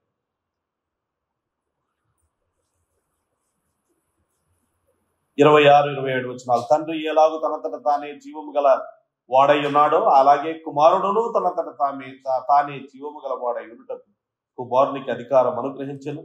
మరియు ఆయన మనుష్య కుమారుడు గనుక తీర్పు తీర్చుటకు తండ్రి అధికారము అనుగ్రహించెను అని. సమస్తమును ఆయన చేతికి అప్పగించాడు. అందుకే కాబోలు సమస్తము ఆయనను మహిమపరచాలి. సమస్తము ఆయన చేత సృష్టించబడ్డాయి, సమస్తము ఆయన మహిమ కోసమే సృష్టించబడ్డాయి. కొలస్సే పత్రిక 1వ అధ్యాయం 16వ వచనం చదువుకున్నాం కదా. All things were created by him and for him. ప్రకటన గ్రంథం చూద్దాం, చూడండి. ప్రకటన గ్రంథం 4వ అధ్యాయము 10-11 వచనాలు. ఆ 24 పెద్దలు సింహాసనమునందు ఆసీనుడైయుండు వాని ఎదుట సాగిలపడి యుగ యుగములు జీవించుతున్న వారికి నమస్కారము చేయొచ్చు. ప్రభువా మా దేవా, నీవు సమస్తమును సృష్టించితివి, నీ చిత్తమును బట్టి అవి ఉండెను, దానిని బట్టి సృష్టింపబడెను గనుక నీవే మహిమ ఘనత ప్రభావములు పొంద నరుగుడవని చెప్పుచు తమ కిరీటములను ఆ సింహాసనం ఎదుట వేసి. 5వ అధ్యాయం 12వ వచనం. వారు వధింపబడిన గొర్రెపిల్ల శక్తియు ఐశ్వర్యమును జ్ఞానమును బలమును ఘనతయు మహిమయు స్తోత్రమును పొంద నరుగుడని గొప్ప స్వరముతో చెప్పుచుండెది. అంతట పరలోకమందును భూలోకమందును భూమి క్రిందను సముద్రములోను ఉన్న ప్రతి సృష్టము అనగా వాటిలోనున్న సర్వమును సింహాసనాసీనుడై ఉన్న వానికి నీ గొర్రెపిల్లకును స్తోత్రమును ఘనతయు మహిమయు ప్రభావమును యుగ యుగములు కలుగునుగాక అని చెప్పుట వింటిని. ఆ 4 జీవులు ఆమేన్ అని చెప్పగా ఆ పెద్దలు సాగిలపడి నమస్కారము చేసిరి. ఎందుకు అనంటే ఆయన సమస్తము ఆయనకు అప్పగించబడింది. ఆయన చేతికి సమస్తము అప్పగించబడింది. అందులో ఇక్కడ 36వ వచనంలో ఇంకొక విషయాన్ని చెప్పడం జరుగుతుంది. ఇప్పుడు 5 విషయాలు నేర్చుకున్నాం కదా. ఆయన పరలోకం నుండి దిగి వచ్చిన వాడని, ఆయన భూలోకం నుంచి పరలోకానికి వెళ్ళిపోవడం కాదు, పరలోకం నుండి భూలోకానికి వచ్చి భూలోకం నుంచి పరలోకానికి వెళ్ళిపోయి మళ్ళీ పరలోకం నుంచి భూలోకానికి వచ్చి భూలోకం నుంచి మనల్ని అందరినీ తీసుకుని పరలోకానికి తీసుకెళ్ళి మళ్ళీ భూలోకానికి వచ్చి భూలోకం పరలోకం ఏకం చేసి, అంటే కన్ఫ్యూజ్ అయిపోయారు కదా కొంచెం. బట్ ఎనీవే పైనుంచి కిందికి అది చూడాలి. ఓకే, మళ్ళీ ఎక్కడి నుంచి లాస్ట్ లో మళ్ళీ భూలోకానికి వచ్చి భూలోకంలో పరలోకం భూలోకం ఏకం చేసి ఆయన మనతో నిరంతరం నివాసం చేయబోతూ ఉన్నాడు. ప్రకటన గ్రంథం 21-22 అధ్యాయంలో ఆ విషయాన్ని మనం చూస్తాం. అయితే అది మొదటిది. రెండవది, ఆయన ప్రధానుడు, అందరికంటే గొప్పవాడు, అన్నిటికంటే గొప్పవాడు. ఆయన కంటే పైన ఎవరు లేరు. ఆయన చేయలేదంటూ ఏమీ లేదు. ఆయన సమస్తము చేయగలుగుతాడు. ఆయన అందరికంటే పైగా ఉన్నవాడు, అన్నిటికంటే పైగా ఉన్నవాడు. మూడవది, ఆయన ప్రత్యక్షతను ఇచ్చినవాడు. దేవుడు అంటే ఎవరో అనే విషయాన్ని గూర్చి ఆయన మనకు వివరించినవాడు. అంత మాత్రమే కాదు, దేవుని చేత ప్రేమింపబడిన కుమారుడు. నాలుగవది, ఐదవది, సమస్తము ఆయన స్వాధీనం. భూమియు దాని సంపూర్ణతయు, లోకమును దాని నివాసులను యెహోవావే అని వ్రాయబడింది కదా. అలాగే సమస్తము యేసు ప్రభు స్వాధీనం. Everything belongs to him. అన్నీ ఆయన స్వాధీనంలో ఉన్నాయి. 1000 కొండల మీద పశువులన్నీ కూడా ఆయనవే. ఆయనకు అసాధ్యమైనది ఏమీ లేదు. ఓసారట అమెరికా దేశంలో డల్లాస్ మహానగరంలో ఒక బైబిల్ కాలేజ్ ఉంది, సెమినరీ, పెద్దది, చాలా ప్రాచీన సెమినరీ. దాని పేరు డాలస్ థియలాజికల్ సెమినరీ. వాళ్ళు ఆర్థికంగా చాలా కష్టాల్లో ఉన్న దినాలవి. ఆ సెమినరీకి సంబంధించిన బోర్డు మెంబర్స్ అందరూ కూడా, ప్రధాన నాయకులు వచ్చి ఆర్థిక ఇబ్బందుల గురించి ప్రార్థన చేస్తున్నారు. వాళ్ళు ఒక చోట ఆఫీస్లో, పెద్ద ప్లేస్ అది, ఆఫీస్లో ప్రార్థన చేస్తూ ఉన్నారు. అయితే ఇలా ఎంట్రన్స్లోనే మనకు రిసెప్షన్ ఉంటుంది కదా. ఆ రిసెప్షన్లో ఉన్న వాళ్ళకి చెప్పారు, మేము ప్రార్థన చేస్తున్నాం, ఎవరిని రానివ్వద్దు, వీఆర్ ఇన్ ప్రేయర్ అని ప్రార్థన చేస్తున్నారు. సో అక్కడ రిసెప్షనిస్ట్ ఉంది, ఆమె ఎవరిని రానివ్వట్లేదు. వీళ్ళు ప్రార్థన చేస్తూ ఉన్నారు. అందులో HA ఐరన్ సైడ్, ఐరన్ అని రాస్తాం యాక్చువల్గా, iron side, HA iron side అనే దైవజనుడు ప్రార్థన చేస్తూ ఉన్నాడు. ప్రార్థన చేస్తూ కీర్తనల గ్రంథం 50వ కీర్తనలోని మాటలు తెలియజేశాడు. 1000 కొండల మీది పశువులన్నీ నావే, నాకు ఆకలి అయితే మీకు చెప్తాను అని అన్నాడు దేవుడు.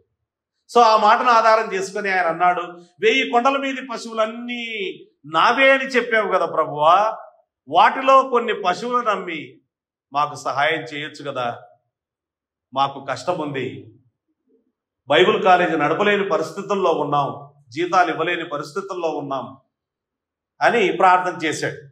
అలా చేస్తూ ఉండగానే ఏమంటారు, డోర్ దగ్గరికి వచ్చి డోర్ను అలా డోర్ తడుతూ ఉన్నారు. ఎవరిని డిస్టర్బ్ చేయొద్దని చెప్పాం కదా అని అంటే ఆమె వచ్చి చెప్పింది, receptionist, excuse me, I'm very sorry, disturb చేయకూడదు అని అనుకున్నాను, కానీ చేయాల్సి వచ్చింది. మీ మాటలు నాకు వినపడుతూ ఉన్నాయి, అక్కడి నుంచి ప్రార్థన చేసేది. అదే సమయంలో ఇక్కడ జరుగుతూ ఉన్న వాటిని బట్టి నేను చూస్తే మీ ప్రార్థనకు ఆల్రెడీ జవాబు వచ్చింది. ఏంటి ఆ జవాబు అంటే, ఒక పెద్ద టెక్సన్, అంటే టెక్సాస్ రాష్ట్రం వాళ్ళు కొంచెం చాలా పొడవుగా ఉంటారట. So lord big Texan man ఒక ఆయన వచ్చాడు, పెద్ద బూట్స్ వేసుకొని, ఇట్లా మోకాల వరకు ఉంటాయి బూట్స్ వాళ్ళు. వేసుకొని వచ్చాడు. ఎవరు ఆయన అంటే ఆయనకు విస్తారమైన పశు సంపద ఉందట, దాన్ని అమ్మేశాడు. దేవుడు ఆయనతో మాట్లాడాడు. ఆయన మనసులో నీకు వచ్చిన లాభంలో నుండి కొంత భాగం తీసుకుని వెళ్ళి డల్లాస్ థియలాజికల్ సెమినరీకి ఏమని చెప్పాడట. ఆయన వచ్చి ఇక్కడ మాట్లాడదామంటే ఆమె ఏమంటారు రిసెప్షనిస్ట్ అంటూ ఉంది, లేదండి మాట్లాడడానికి వీలు లేదంటే, ఇది సంగతి, దేవుడు నాతో మాట్లాడాడు, నేను డబ్బులు ఇవ్వడానికి వచ్చాను అని అంటే, అక్కడ ఏమని ప్రార్థన చేస్తున్నాడు, 1000 కొండల మీద పశువులన్నీ నీవేం చెప్పావు కదా ప్రభు, కొన్నిటిని అమ్మేసి మాకు సాయం చేయొచ్చు కదా అంటే, ఎగ్జాక్ట్లీ కొండల మీద తిరిగే ఆ పశువులను అమ్మేసి అందులో నుంచి డబ్బులు తీసుకుని వచ్చాడు. ఆయనకు సమస్తము మీద అధికారం ఉన్నది, ఆయన చేయలేదంటూ ఏమీ లేదు అన్న విషయాన్ని మనం గమనిస్తున్నాం. ఇది సాక్ష్యం. ఇప్పుడు సాక్ష్యానికి స్పందన. రెండవది స్పందన. ఎలాంటి స్పందన అంటే 2 రకాలైన స్పందనలు మనకు కనబడుతూ ఉన్నాయి. చూడండి 36వ వచనంలో కుమారుని యందు విశ్వాసం ఉంచువాడు, అదొక స్పందన. కుమారునికి విధేయుడు కానివాడు, అది 2వ రకమైన స్పందన. అంటే కొంతమంది ఈ మహోన్నతుడైన నిజదేవుడైన యేసు ప్రభువును విశ్వసిస్తున్నారు, కొంతమంది విశ్వసించడం లేదు, అవిధేయత చూపిస్తూ ఉన్నారు. 2 రకాలైన స్పందన కనబడుతూ ఉంది. ఇంకా చూడండి పైన మనం చూస్తే 32వ వచనం, తాను కన్నవాటిని గురించి విన్నవాటిని గురించి సాక్ష్యం ఇచ్చును. ఇంతకుముందు చెప్పాను, మనం ఈ భాగం చదువుకోలేదు, తర్వాత చదువుతాం అనుకున్నా. ఆయన సాక్ష్యము ఎవడును అంగీకరింపడు. అంటే చాలా మంది, ఇట్స్ అన్ హైపర్బొలి అంటే అత్యుక్తి, అతిశయోక్తి అంటారు. తెలుగు 10వ తరగతిలోనో 9వ తరగతిలోనో టీచర్లు టీచ్ చేస్తారు. అతిశయోక్తి అంటే కోరంతలు కొడంతలుగా చేసి చెప్పడం, అది అతిశయోక్తి. సో ఇక్కడ మొత్తం లోకమంతా ఎవ్వడు ఆయన సాక్ష్యం అంగీకరించలేదు అని కాదు దాని భావము, చాలా మంది అంగీకరించలేదు. ఇక చూడండి అక్కడ 33వ వచనంలో ఈ మాట కూడా మనం తప్పు చదవలేదు, ఎందుకంటే 2వ భాగంలో మనం దాన్ని ధ్యానం చేసుకుందామని చదవలేదు. ఆయన సాక్ష్యము అంగీకరించిన వాడు దేవుడు సత్యవంతులను మాటకు ముద్ర వేసి ఉన్నాడు. అంటే ఏంటి? కొంతమంది ఆయన సాక్ష్యాన్ని అంగీకరించారు, కొంతమంది ఆయన సాక్ష్యాన్ని అంగీకరించలేదు. కొంతమంది ఆయనను విశ్వసించారు, మరికొంతమంది ఆయనకు విధేయత చూపించలేదు. రెండే టైప్స్, కానీ ఇక్కడ వివరణ రకరకాలుగా చెప్పడం జరిగింది దాన్ని. ఇంకా చూడండి యోహాను సువార్త 1వ అధ్యాయం 11వ వచనం, ఆయన తన స్వకీయుల యొద్దకు వచ్చెను, ఆయన స్వకీయులు ఆయనను అంగీకరింపలేదు. స్వకీయులు అంటే ఎవరు? యూదులు. యూదా జాతులు ఆయనను అంగీకరించలేదు. అంటే అందరూ అంగీకరించలేదు అని కాదు, కొందరు అంగీకరించారు, యేసుప్రభు శిష్యులు అయ్యారు ఆల్రెడీ. కానీ చాలా మంది as a nation they rejected him. As a nation అంటే దేశంగా వాళ్ళు రిజెక్ట్ చేశారు. అది ఒక గ్రూప్. అయితే 2వ గ్రూపు, తన్ను ఎందరు అంగీకరించరో అంటే కొంతమంది ఆయనను అంగీకరించారు. వారికి ఎందరు అంగీకరించరో వారికి అందరికీ అనగా తన నామమునందు విశ్వాసం ఉంచిన వారికి.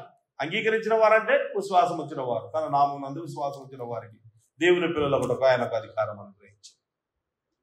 ప్రియమైన వారులారా, మనం ఇక్కడ ఏం చూస్తున్నామంటే, మొదటిది అంగీకరించడం గురించి మాట్లాడుకుందాం. యేసు ప్రభు వచ్చి తానెవరో చెప్పారు, తండ్రి ఎవరో చెప్పారు, పరిశుద్ధాత్ముడు ఎవరో చెప్పారు. అంటే దేవుడు ఏమై ఉన్నాడు, ఎవరు, నేను ఎందుకు వచ్చాను ఈ లోకానికి అనే విషయాలన్నీ ఆయన చెప్పాడు.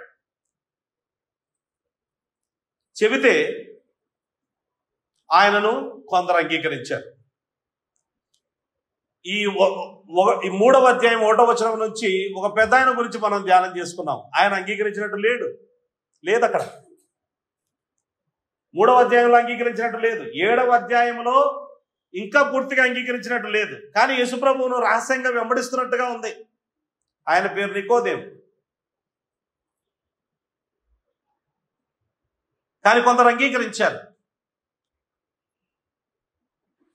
అంగీకరించిన వారు ఆయన దగ్గరకు వచ్చి బాప్తిసం పొందుకుంటూ ఉన్నారు. కనుక అంగీకరించిన వారు ఎలాంటి వారు అనంటే, 33వ వచనంలో ఉంది, ఆయన సాక్ష్యం అంగీకరించిన వాడు దేవుడు సత్యవంతుడన్న మాటకు ముద్ర వేసి ఉన్నాడు. ముద్ర, అది నాల్లో ముద్ర అనేకమైన విషయాలను సూచించేది. అందులో ఇక్కడ వ్రాయబడిన ఈ మాటకు అర్థం ఏంటంటే, నేను ఒప్పుకుంటున్నాను. నార్మల్గా ముద్ర వేసి సంతకం చేసినప్పుడు నేను ఈ ఒప్పుకొని సంతకం పెడుతున్నాను అని ముద్ర వేస్తారు. పాత దినాల్లో, పూర్వకాలంలో చదువులు లేని దినాలు, ఆ దినాల్లో ముద్రలే ఎక్కువ, వేలి ముద్రలు. ఇప్పుడు చదువు వచ్చినా వేలి ముద్రలకు ఇంపార్టెన్స్ వచ్చింది. ఎందుకంటే మన సైన్, మన సిగ్నేచర్ను వేరే వాళ్ళు మార్చేయగలుగుతారు, లేదా వాళ్ళు ఫోర్జరీ చేయగలుగుతారు. అంచేత మళ్ళీ వెనకటి కాలంలోకి వెళ్ళిపోతున్నాం. మళ్ళీ ముద్రలే, వేలి ముద్రలు. ఖచ్చితంగా ఎక్కడైనా వేలి ముద్రలే కావాలి. ఎందుకంటే నీలాంటి వేలి ముద్రలు ప్రపంచంలో ఎవరికి ఉండవట.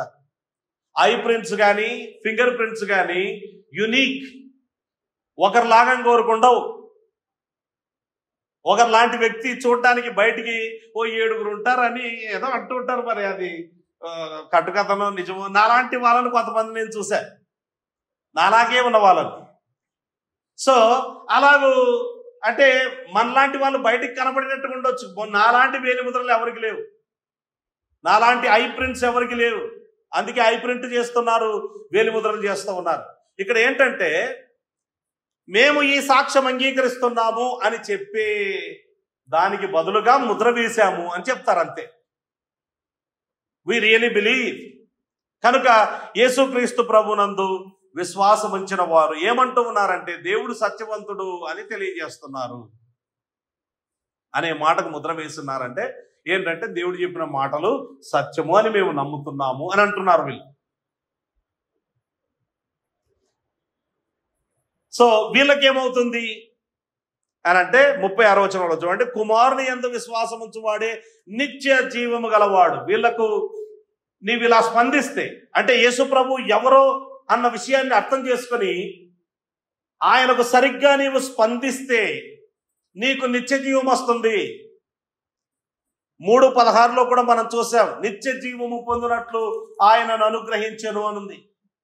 1:12లో దేవుని పిల్లలకుటకు అధికారం అనుగ్రహించబడినని రాయబడింది. నీవు దేవుని కుమారుడు కుమార్తె అవుతావు, పరలోక రాజ్యానికి వారసుడు అవుతావు, నీకు నిత్య జీవం ఉంటుంది. ఆ నిత్య జీవం ఉండబోతుంది కాదు, already it is a present possession of every believer. ప్రతి విశ్వాసి ఆ నిత్య జీవాన్ని ఇప్పుడే కలిగి ఉన్నాడు, ఇప్పుడే కలిగి ఉన్నది. He who believes the son has eternal life. Will have కాదు, హ్యాస్ ఇటర్నల్ లైఫ్. ఆ దేవుని జీవాన్ని ఇప్పుడే నీవు అనుభవిస్తూ ఉన్నావు. ఇక ముందు నిత్యత్వం అంతా కూడా అనుభవిస్తావు. But you have already eternal life. 16వ వచనంలో కూడా అదే ప్రెజెంట్ టెన్స్ లోనే ఉంది. God so loved the world that he gave his only begotten son, that whoever believes in him will not perish but has everlasting life అన్నది. నశింపక నిత్య జీవము పొందునట్లు ఆయనను అనుగ్రహించెను. కనుక యేసు ప్రభువును నమ్ముకుంటే కలిగే నష్టం ఏమన్నా ఉందా అంటే, నీకు నిత్యము మేలు కలుగుతూ ఉంది, నిత్య జీవాన్ని పొందుకుంటావు. దేవుని యొక్క ఇంతకు ముందు నీవు అపరాధముల చేత పాపముల చేత చచ్చిపోయిన నీలోనికి దేవుని జీవం వస్తుంది. నీవు దేవుని కుమారుడవు, దేవుని కుమార్తెవు అవుతావు. ఎంత గొప్ప భాగ్యం! యేసు ప్రభువును నమ్ముకుంటే ఎంత గొప్ప భాగ్యమో చూడండి. ఆయన నమ్ముకుంటే తండ్రి అయిన దేవుడిచ్చిన సాక్ష్యము సత్యమని, ఆయన సత్యవంతుడని నీవు ముద్ర వేస్తున్నావు. అంత మాత్రమే కాదు, నీకు నిత్య జీవం ఇవ్వబడుతుంది అని ఇక్కడ చూస్తూ ఉన్నావు. ఒకవేళ నమ్ముకోకపోతే, ఇప్పుడు చాలా కాలం నుంచి మనం సువార్తను వింటూ ఉన్నాం కదా. సువార్తను వింటూ కూడా చాలా మంది నమ్ముకోలేదు. ఇప్పుడు మనము సువార్తను చిన్నప్పుడు విన్నప్పటి నుంచి ప్రతిసారి నమ్ముకున్నామా? లేదు కదా, ఏదో ఒక రోజు నమ్ముకున్నాం.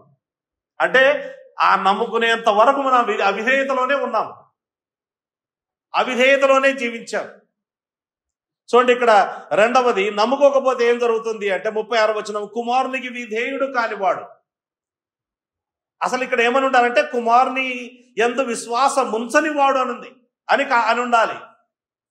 రెండు ఒకటే కాబట్టి, విశ్వాసం ఉంచుట విధేయత చూపించుట రెండు ఒకటే కాబట్టి పర్యాయ పదాలుగా వాడుతూ ఉన్నాడు. కుమారుని యందు విశ్వాసం ఉంచితే నిత్య జీవం, కుమారునికి విధేయత చూపకపోతే, అంటే ఇంకో విధంగా చెప్పాలంటే విశ్వాసం ఉంచకపోతే, దాన్నే ఇంకో రకంగా చెప్తున్నాడు, విధేయత చూపించకపోతే ఏం జరుగుతుంది అంటే జీవము లేదు నీకు, నీవు జీవం చూడవు, కానీ దేవుని ఉగ్రత నీ మీద నిలిచి ఉండును. ఇది కూడా present tense, and it is going to be future tense again. రెండు, the wrath of God abides on him. కనుక యేసు ప్రభునందు విశ్వాసం ఉంచని ప్రతి ఒక్కరు గమనించాల్సిన విషయం ఏంటంటే, you are already under the wrath of God. దేవుని యొక్క ఉగ్రత క్రింద ఉన్నావు. యేసుక్రీస్తు ప్రభువు ఆయన కనికరము చూపించి మధ్యలో వచ్చి ఇంకా కొంచెం కాలం ఉండనిమ్ము అని అడుగుతూ ఉన్నాడు. అందుకే ఆ ఉగ్రత నీ మీద ఇంకా సంపూర్ణంగా కుమ్మరించబడలేదు. అగ్ని గంధకములతో మండు గుండములో మనము పడవేయబడతాము యేసు ప్రభువును నమ్ముకోకపోతే.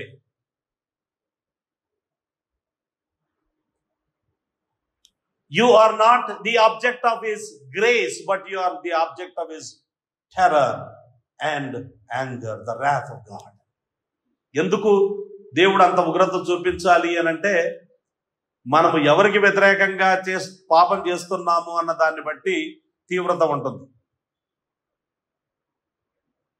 ఇంత మంచి దేవునికి, ఇంత గొప్ప దేవునికి, ఇంత ఏకైక దేవునికి, నిజమైన దేవునికి వ్యతిరేకంగా పాపం చేస్తూ, ఆయన మాటలు వినకుండా, ఆయన మాటలు విన్నా కానీ వాటికి విధేయత చూపించకుండా, ఆయన దగ్గరికి రాకుండా, నీ పాపం ఒప్పుకొని నీవు ఆయన కుమారుడైన యేసు ప్రభునందు విశ్వాసం ఉంచకుండా ఉంటే దేవుని ఉగ్రత కాకపోతే మరేముంటుంది? 18వ వచనం 3:18, ఆయన యందు విశ్వాసం ఉంచు వానికి తీర్పు తీర్చబడదు. ఎంత మంచి మాట చూడండి. యేసు ప్రభువునందు విశ్వాసం ఉంచితే నీకు నరకం లేదు. 8వ అధ్యాయము రోమపత్రిక 1వ వచనంలో, కాబట్టి ఇప్పుడు క్రీస్తు యేసునందున్న వానికి ఏ శిక్షా విధి లేదు. Now there is therefore no condemnation to them that are in Christ Jesus. There is no condemnation whatsoever. 5వ అధ్యాయం 24వ వచనంలో, నా మాట విని నన్ను పంపిన వాని యందు విశ్వాసం ఉంచువాడు నిత్య జీవము గలవాడు, వాడు తీర్పులోనికి రాక మరణములో నుండి జీవములోనికి దాటి ఉన్నాడని మీతో నిశ్చయముగా చెప్తున్నాను. You have already crossed from death unto eternal life. అయితే విశ్వసింపని వాడు దేవుని అద్వితీయ కుమారుని నామమందు విశ్వాసం ఉంచలేదు గనుక వానికి ఇంతకు మునిపే తీర్పు తీర్చబడెను. ఒక వ్యక్తి నరకానికి వెళ్ళడానికి గల కారణం ఏంటంటే, ప్రభు అయిన యేసు నామమందు విశ్వాసం ఉంచకపోవడం, ఆయనకు విధేయత చూపించకపోవడం. ఇక్కడ ఒక మాట చెప్తాను. నేను యేసు ప్రభునందు విశ్వాసం ఉంచాను కానీ ఆయనకు విధేయత చూపించను అని అంటే అది సరైనది కాదు. అది బూటకపు క్రైస్తవ్యం. 100 సంవత్సరాల కిందట ప్రారంభించబడిన క్రైస్తవ్యం అది. దీన్ని ఈజీ బిలీవిజం అంటారు. వీళ్ళు ఏమంటారంటే, విధేయత చూపించడం అనేది ఒక క్రియనేమో అని అనుకుంటూ ఉంటున్నారు. విశ్వాసం ఉంచడం కూడా క్రియలాగా చూస్తారేమో. మరి ఇంకా ఇక్కడ క్లియర్గా ఉంది, విశ్వాసం ఉంచేవాడు నిత్య జీవం గలవాడు, విధేయుడు కానివాడు. విధేయుడు అంటే if you don't obey him. అందుకే యేసుప్రభు అంటాడు, నేను చెప్పినది చెయ్యక నన్ను ప్రభువా ప్రభువా అని పిలుచుట ఎందుకు అని అన్నాడు. లూకా సువార్త 6వ అధ్యాయంలో, why do you call me Lord Lord when you don't do what I say. So if you are a believer, you are obedient person. Simple. నీ ఒబీడియన్స్ ఎంత ఉంది, స్థాయి ఒకరికింత ఉండొచ్చు, కానీ ఒబీడియన్స్ అయితే ఖచ్చితంగా ఉంటుంది. ఒబీడియన్స్ లేకుండా అంటే యేసు ప్రభు మాటలకు విధేయుడు కాకుండా ఆ వ్యక్తి పరలోక రాజ్యం చేరలేడు. వాని మీద దేవుని ఉగ్రత నిలిచి ఉండును అన్నమాట ఇక్కడ మనం చూస్తూ ఉన్నాం. దేవుని ఉగ్రత నిలిచి ఉండును. Sinners in the hands of an angry God అని ఒక ప్రసంగం ఉంది. మీరు ఇంటర్నెట్ లోనికి వెళ్ళి సెర్చ్ చేసి చూస్తే కనుక జోనథన్ ఎడ్వర్డ్స్ అనే దైవజనుడు, ఆయన 250-300 ఏళ్ల కిందటి వ్యక్తి, ఆయన ఓ ప్రసంగం చేశాడు. ఇది అమెరికా దేశంలో గొప్ప ఉద్యమాన్ని తీసుకొని వచ్చింది. గ్రేట్ అవేకనింగ్ అంటారు దాన్ని. హిస్టరీలో గొప్ప ఉద్యమం తీసుకొచ్చింది. ఆయన ప్రసంగం చేసిన మాటల్లో నుంచి కొన్ని మాటలు మీకు చదువుతాను వరకే, అంతే. రైట్? ఏం చేశాడు, ఏం ప్రసంగం చేశాడు, ఏం చెప్పాడు అంటే, ఆయన దేవుడు దుష్టులను ఏ క్షణములోనైనా నరకములో పడవేయుటకు శక్తి లేనివాడు కాదు. అంటే ఇప్పటికీ నిన్ను నరకములో పడేయలేదంటే దేవుడు శక్తిహీనుడు కాబట్టి నువ్వు ఆయనకు దొరకట్లేదు. పోలీసులకు దొరకకుండా తిరుగుతుందండి. ఆ టైంలో దొరకట్లేదు కాబట్టి దేవుడు నిన్ను ఇంకా నరకంలో పడవేయలేదు అనుకుంటున్నావా? నో. ఆయన దుష్టులను నరకములో పడవేయగలుగుట మాత్రమే కాదు, చాలా తేలికగా పని చేయగలుగుతాడు. సుడిగాలి ఎదుట పెద్ద చెత్త కుప్ప ఏ పాటిది? మన సుడిగాలి వచ్చింది ములుగు ప్రాంతంలో, దాదాపు కొన్ని లక్షల చెట్లు విరిగిపోయాయి. ఒక ఏరియాలో లక్షల చెట్లు విరిగిపోయాయి. మంచి మామూలు బలమైన చెట్లు, అడవిలోని చెట్లే విరిగిపోయినాయి. అలాంటిది చెత్త కుప్ప ఏ పాటిది? అగ్ని జ్వాలల ఎదుట ఎండిన కొయ్యకాలు ఏమి చేయగలుగుతాయి? మనము పురుగును త్రొక్కి నలిపివేయుట ఎంత సులువో, సన్నని దారాన్ని తెంచుట ఎంత సులువో, అంత సులువుగా దేవుడు ఒక పాపిని ఏ క్షణంలోనైనా నిత్య నరకాగ్నిలో పడేసి తన ఉగ్రతను అంతటిని కూడా కుమ్మరించగలుగుతాడు. ఇంతవరకు కుమ్మరించలేదంటే అవకాశం ఇస్తున్నాడు అని అర్థం. అంతేగాని బలహీనుడు అయిపోయాడు, నువ్వు దొరకనందువల్ల ఎక్కడెక్కడో మళ్ళీ ఆయన పోలీసులను పెట్టి తిరుగుతున్నాడు అని కాదు దాని భావం. ఎవరి గద్దెంపునకు భూమి వణుకుతుందో, బండలు బద్దలవుతాయో, ఆ దేవుని ఎదుట మంటి పురుగైన మానవుడు ఎంత. రెండవది, దుష్టులు నరకములోనికి త్రోయబడుటకు యోగ్యులు. అమ్మా, దేవుడు ఏంటి ఇంత ఘోరంగా ఉన్నాడు అనుకునేరు మీరు. నేనెంత ఘోరంగా ఉన్నానని అర్థం చేసుకోవాలి. అందుకే మనుషులకు దేవుడు మంచోడ్లాగా ఎందుకు కనపడడం లేదంటే, వాళ్ళు ఎంత ఘోరమైన పాపలో వాళ్ళకి అర్థం కావట్లేదు. ఫస్ట్ అది అర్థం కావాలి. అందుకే రోమాపత్రికలో మొదటి 3 అధ్యాయాలు, 3వ అధ్యాయం 21వ వచనం వరకు మనుషులు ఎంత ఘోరమైన పాపులు అన్నది వివరించిన తర్వాత దేవుడు ఆ పాపులను రక్షించడానికి ఎంత గొప్ప కార్యం చేశాడో అన్న విషయాన్ని తర్వాత వివరించడం జరిగింది. కనుక నీ తీవ్రత, నీవెంత ఘోరమైన పాపివో నీవు అర్థం చేసుకోకపోతే దేవుడు దుర్మార్గుల్లా కనపడతాడు నీకు. మనము చావడానికి అర్హులం, ప్రతి ఒక్కరూ, విశ్వాసులు కానీ అవిశ్వాసులు కానీ ఎవరైనా కానీ. బ్రతకడానికి ఎవరికి అర్హత లేదు. ఒక్క క్షణము బ్రతకడానికి ఎవరికి కూడా అలాంటి అధికారము, యోగ్యత లేదు. ఎందుకంటే ఏలైనగా పాపం వల్ల వచ్చు జీతము మరణం. నాలో మంచిది ఏది నివసింపదని నేను ఎరుగుదును అని అపోస్తలుడైన పౌలు ప్రెజెంట్ టెన్స్ లో చెప్పాడు. యేసు ప్రభువును అంత గొప్పగా వెంబడించిన వ్యక్తి. There is a sinful nature. కనుక మనము దేవుని శిక్షకు, దేవుని ఉగ్రతకు ఎల్లప్పుడూ పాత్రులమే. మరి విశ్వాసులు ఎందుకు పాత్రలు కాలేదు అనంటే, యేసు ప్రభు యొక్క ఆయన నీడకొచ్చారు, ఆయన హస్తాల క్రిందికి వచ్చారు. అందుకే వారికి క్షేమము, భద్రత ఉంది. కనుక దుష్టులు నరకంలోనికి త్రోయబడటకు యోగ్యులు. న్యాయం మనకు వ్యతిరేకంగా సాక్ష్యమిస్తుంది.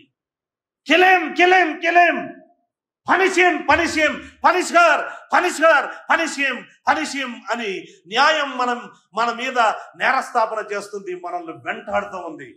చట్టము నిన్ను వదిలిపెట్టదంటారు చూడండి, చట్టం వదిలిపెట్టకుండా వెంటాడుతూ ఉంది. కనుక దైవిక న్యాయం అనే దేవుని ఖడ్గం ప్రతి క్షణం వారి తలల మీద తలతలలాడుచున్నది. దేవుని కృప మాత్రమే దానిని ఆపుచున్నది అని రాశాడు ఆయన. తలతలలాడుతుంది, ఇలా ఇలా ఇలా ఇలా ఇలా ఇలా తలతలలాడుతూ ఉంది. అది ఒక ఆయన అంటాడు, సన్నని దారముతో ఆ ఖడ్గము, దైవిక న్యాయం అనే ఖడ్గము కట్టబడింది.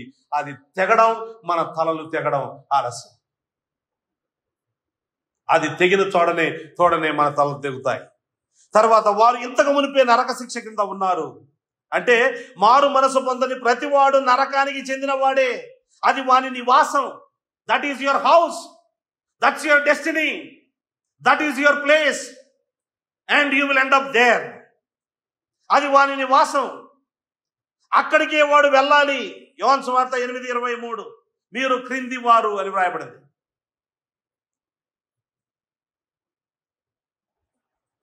దేవుని ఉగ్రత వారికి వ్యతిరేకంగా మండుతూ ఉంది. వారి శిక్ష కునుకదు. అగాధం సిద్ధంగా ఉంది. అగ్ని రాజుకుంటూ ఉంది. అగ్నిగుండం మరింత వేడెక్కుతూ ఉంది. వారిని స్వీకరించుటకు ఎదురు చూస్తూ ఉంది. అగ్ని కీలలు ఎగసిపడుచు మండుతూ ఉన్నాయి. తలతలలాడే ఖడ్గము సానబెట్టబడుచు ఉన్నది. వారిపై వ్రేలాడుచున్నది. వారి కిందనున్న అగాధం వారి అది తన నోరు తెరుస్తూ ఉంది అని రాశాడు. దేవుడు అనుమతించిన తోడనే అపవాది వారి మీద పైబడి వారిపై పడి తన కొరకు వారిని బంధించుటకు అపవాది సిద్ధంగా ఉన్నాడు. వారు అతని వారే. వారి ఆత్మలు వారి స్వాధీనములోను అధికారములోను ఉన్నాయి. దయ్యాలు వారిని చూస్తూ ఉన్నారు. వారెల్లప్పుడూ వీరి ప్రక్కనే, కుడి చెయ్యి ప్రక్కనే ఉన్నారు. ఆకలి కొనిన సింహాలు ఎరను వేటాడి భక్షించుటకు సిద్ధముగా ఉన్నట్లు వారు పొంచి ఉన్నారు. ఏ దేవుని హస్తాలు వారిని నిలువరిస్తున్నాయో ఆ హస్తాలు తొలగిపోవుటే ఆలస్యం. అదే క్షణములో వారి దయనీయమైన ఆత్మలపై విరుచుకుపడతారు ఈ దయ్యాలు, సాతానుడు. పాత పాము బుసలు కొడుతూ ఉంది. నరకం తన నోరు పెద్దగా తెరిచి వారిని లాగివేసుకుంటుంది. కేవలము దేవుని అనుమతి కొరకే ఎదురు చూస్తూ ఉన్నారు. మరణం దుష్టుని కన్నుల ఎదుట తాండవం చేస్తూ ఉంది గనుక వారికి భద్రత లేదు. ప్రకృతి సంబంధితను తాను కాపాడుకోలేడు. ఇతరులు వారిని కాపాడలేరు. నరకం నుండి తప్పించుకోవడానికి క్రీస్తును విసర్జిస్తూనే దుష్టులు పడే పాట్లు వారికి ఏమాత్రం భద్రతను ఇవ్వలేవు. కొండ గుహలలో, బండ బీటులలో కావాలని నరులు పరిగెత్తుదురు. దూరాన నిలుచుండి ప్రలాపిస్తారు. దేవుని యొక్కయో గర్రె పిల్ల యొక్కయో ఉగ్రత నుంచి మమ్మల్ని కాపాడండి, కాపాడండి అని కేకలు వేస్తారు. కాపాడే దిక్కు ఉండదు. అర్థమవుతుందండి? Do you understand?